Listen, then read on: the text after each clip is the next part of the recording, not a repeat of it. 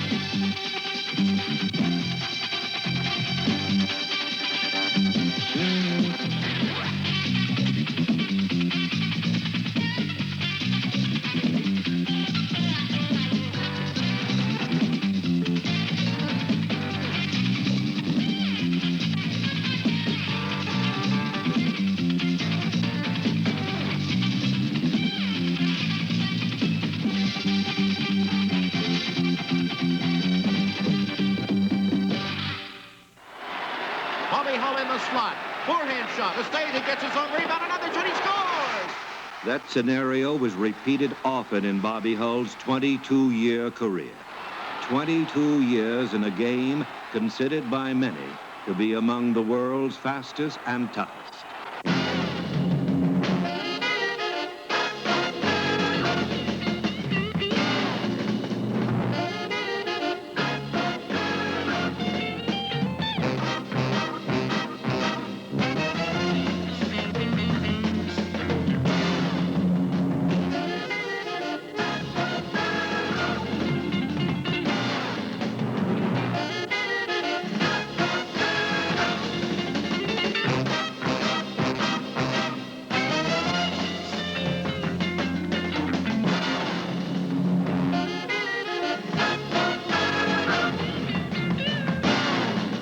Durability is one test of superstar.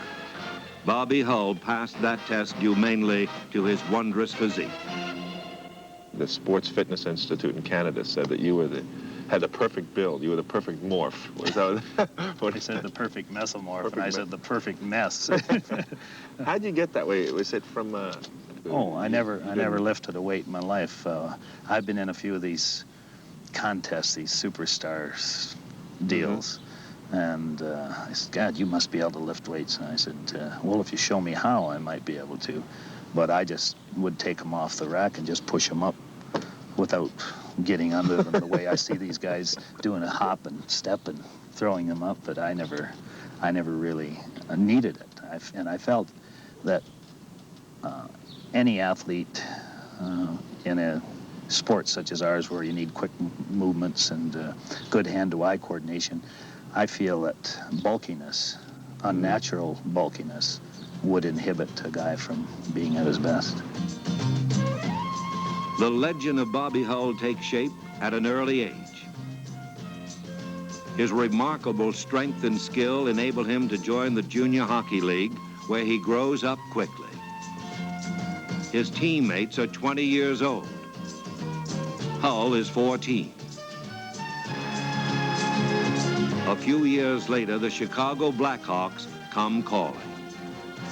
You went into the NHL. You were a kid. You were 18. Weren't you the youngest ever to sign? Fortunately, I matured physically quicker than some of the other kids. Mentally, I really didn't know how to play the game yet. I didn't learn how to play the game until my third year in Chicago. Well, I remember that was the year you won the scoring title, right? Yeah, I was, I think, 21, I believe, when I first won the scoring championship. Now, you're famous, of course, for your slap shot and the hook stick. We'll get into that later, but I always remember you had great skating speed, didn't you? Where'd that come from? Just skating since you were... Well, I'd hoped that you would say I was famous for a little more than just hook stick. Right, I mean, you were fast. Well, again, I think that goes back to conditioning. I always kept myself in pretty good shape, and I used my skating ability. I could never stick handle past my mom, but as long as I could control the puck and do some skating past a guy, get a chance to shoot the puck, I felt that I was using the tools that I was given. Clocked at 29 miles per hour, Hull's skating speed earns him the nickname the Golden Jet. Early in his career, the Golden Jet demonstrates an uncanny ability to score goals. Then, in 1961, he leads the Blackhawks into the Stanley Cup Finals. It's all-time great Gordie Howe and the Detroit Red Wings versus number 16, Bobby Hull and the Chicago Blackhawks.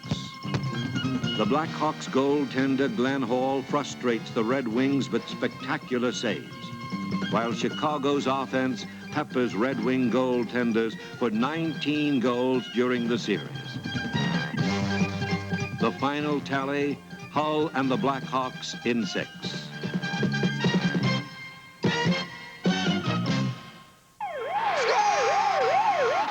That refrain would be heard 603 more times during Hull's NHL career. He is the NHL's third highest goal scorer, ahead of such greats as Jean Beliveau. Montreal's Beliveau ranks 8th on the all-time list with 507 goals. Big Frank Mahovlich's 533 goals puts him 7th in the all-time ranking.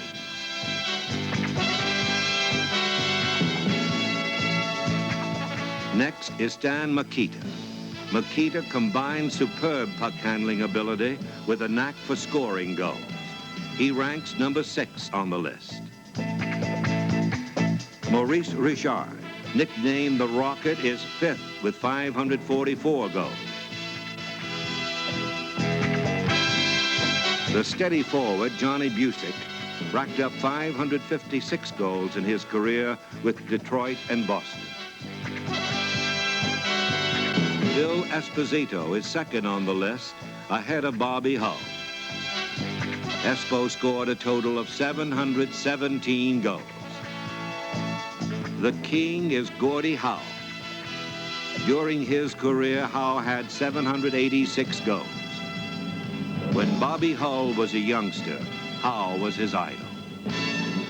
When I was 10 years old, I got his autograph at Maple Leaf Gardens, and he tousled my head like he did all the other kids around, and it was 8 years later that I was playing against him, and of course he's the kind of guy that kids look up to and try to emulate, and all the while I played against him, we just tried to outplay one another, and he never offered at any time to ever high-stick me or cause me any damage.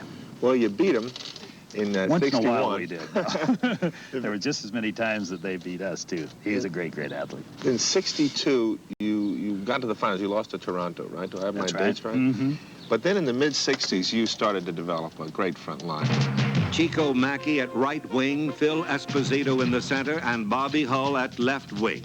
By 1964, this line is one of the most feared and productive in the NHL. Hull, who leads the league in scoring in 64 and wins the MVP in 65, credits Mackey and Espo for his success. Add Stan Mikita on the power play, Back to Hull. A try. Goal! and Hull's Blackhawks are a considerable power in the NHL. In 65, they faced the Montreal Canadiens in the Stanley Cup Finals. Welcome, everyone, to the Forum in Montreal. It's the Stanley Cup Finals, the Montreal Canadiens and the Chicago Blackhawks in what should be a great, great series. Teams are lining up for the opening face-off. Chicago coach Billy Ray looks on. There's Mackey over the line. A drive from the right side, deflected wide to the near corner. Esposito dumps it behind the Canadian net. Takes on defenseman J.C. Tremblay as the Canadians try to clear it out along the near boards. Picked off at the blue line. Hull winds up with a drive. Score! And Chicago takes the lead.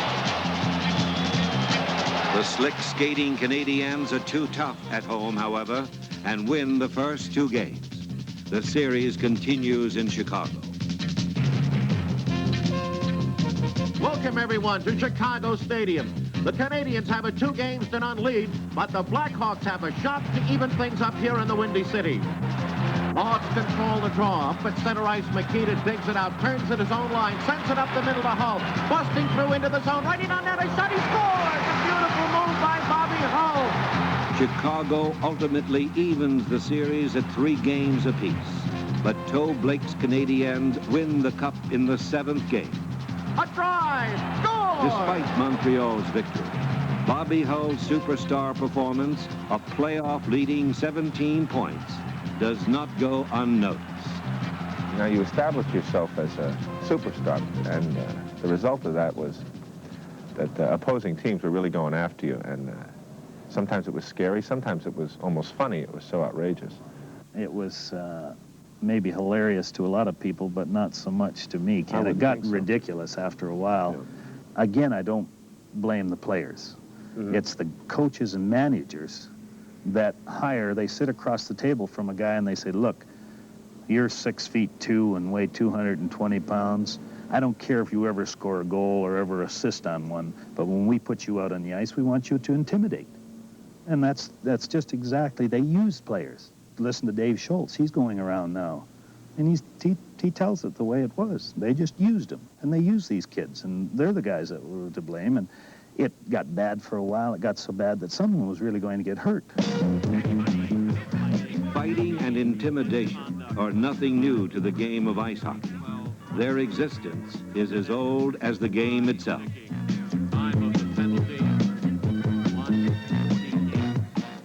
The Philadelphia Flyers of the early 70s make fighting their dominant strategy, and other teams follow suit.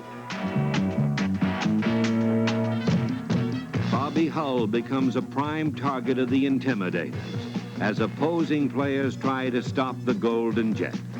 Hull fights back with goals, not fists.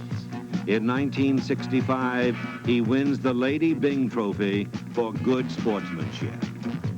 I think I won the Lady Byng maybe a couple times, I can't remember, but Stan Mikito, he was a feisty little guy, a great athlete and a great kid, and actually he's about the only one that I keep close to now and retain a relationship with. We have dinner every once in a while.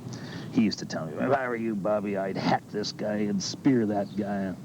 So a couple of years later, Stan did an about twist and won the Lady Byng. So after it was announced that Stan had won the Lady Byng, I went up to him and I said, Stan, if I were you, I'd have speared this guy. He said, touche. He says, I understand what you say. Chicago and Detroit were intense rivals in the mid-60s. How did Detroit fans feel about Bobby Hull? They disliked me in Detroit because of that particular reason that I always came to play. They hate you in Detroit. And we were warming up one game, and I see this kid over in the corner climbing up on the dasher and then up over the glass. And as I came around the corner, he was oathing, oh, yeah, this and yeah, that. And so then the third time around, I see 2 of his friends, and they're up on the glass, and they're the same way. And after about the third time, when the 3 of them came up over the glass like the 3 monkeys, I just switched hands, my stick in the other hand, and when I got there, I just cleaved the 3 of them. Hull's fury is usually reserved for goaltenders. His presence causes anxiety, for his arsenal includes one of hockey's most feared weapons. When Bobby Hull skates up ice, goaltenders tend not only their goals, but their bodies as well. His slap shot is timed at 120 miles per hour. Thus armed, Hull leads the league in goals in 66 and 67. Chicago fans are in for a surprise the next year, though, when Hull refuses to play due to a contract dispute. Management demands a public apology. To get back and play, that's what I did, and it was against my better judgment to do that, but I did. I apologized and went back and played, and I said, oh, if you guys want me to play, I'm just going to go up and down the wing, and I'm not going to play like I did before, but that isn't in my character either. Right. And after the All-Star break, I looked at myself one day in the mirror, and I said, you're not doing yourself any good or anybody else, and I started to play again like I could play, and it was a kind of a sour spot in my career with Chicago. There were so many great moments. Do you remember coming back? I mean, I do. The place went crazy. It was really a chance for Chicago to show their devotion. Well, they always did. They're the greatest city in the world as far as I'm concerned, the greatest people, the greatest fans. Blackhawk fans overwhelmingly support Bobby Hull upon his return, and the Golden Jet does not disappoint. After missing the season's first 15 games, Hull winds up with a league-leading 44 goals. Then from 1968 to 1971, he averages 47 goals per season. In 1971, Bobby leads the improved Blackhawks against the Canadiens in the Stanley Cup Finals. Montreal is expected to have an easy time, but Bobby Hull and company ignore the odds makers' predictions. It takes Montreal 7 games to dispose of the stubborn Blackhawks.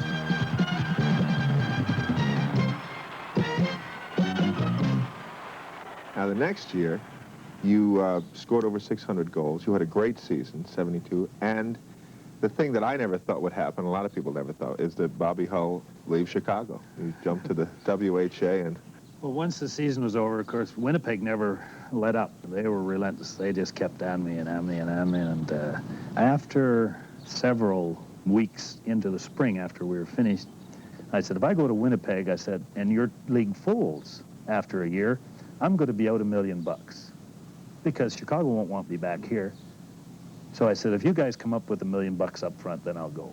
And of course, it was just to get rid of them, because I thought, sure, they would say, oh, who's worth $1 million? Right. And they said, don't do anything until we talk to you. And I said, oh my God, I should have said $5 million just to get rid of them.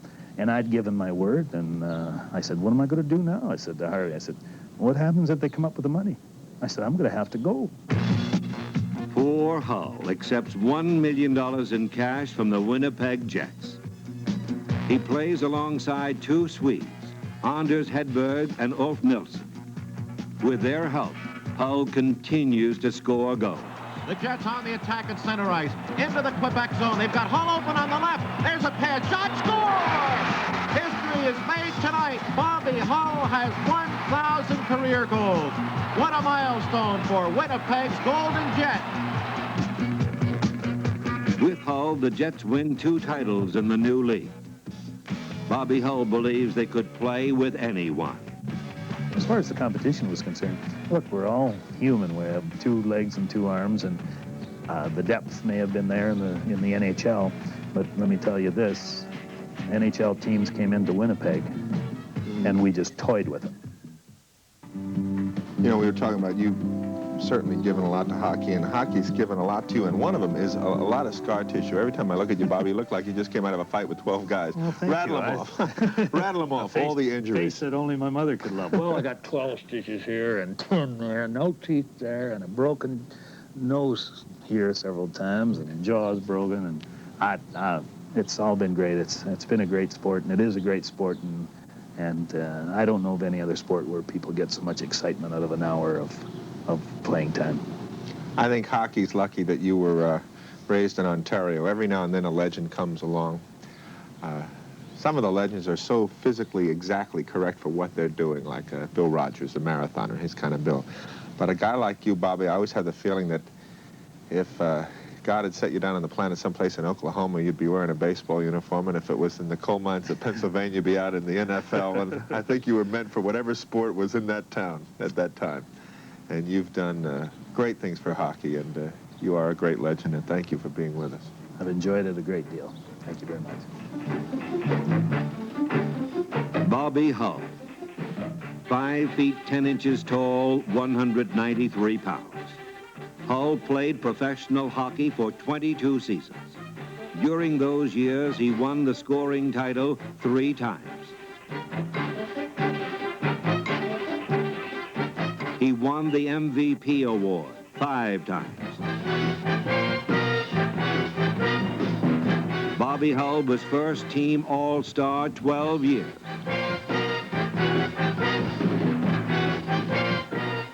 Hull won the Lady Byng Trophy in 1965. He scored over 1,000 goals, had 1,791 points. Number 9. Bobby Hull, the Golden Jet. Bob, if there's one attribute that a hockey player, particularly a scorer, should have, what do you think it should be? Oh, I believe it's hard for me to say. I know what I do. I continuously shoot the puck, and I feel that you can't go wrong by shooting the puck. I'll shoot it from anywhere at any time, and I think being able to get the puck away and get it on the net, this is all great scorers are gifted with the talent of being able to shoot the puck, and this is how they score goals. Without giving away any secrets, is there a particular shot that you might like better than others? Oh, at different times, I usually score about half my goals on a slap shot and half on the wrist shot. But of late, playing with Chico Mackey and Phil Esposito, they're two real great hockey players, and I've been able to get in closer, and I think I've slapped the puck about twice since I've been playing with them. So it depends on the particular instance of the game, whether you're out far or you're in close. I think, though, the wrist shot is the best shot to use.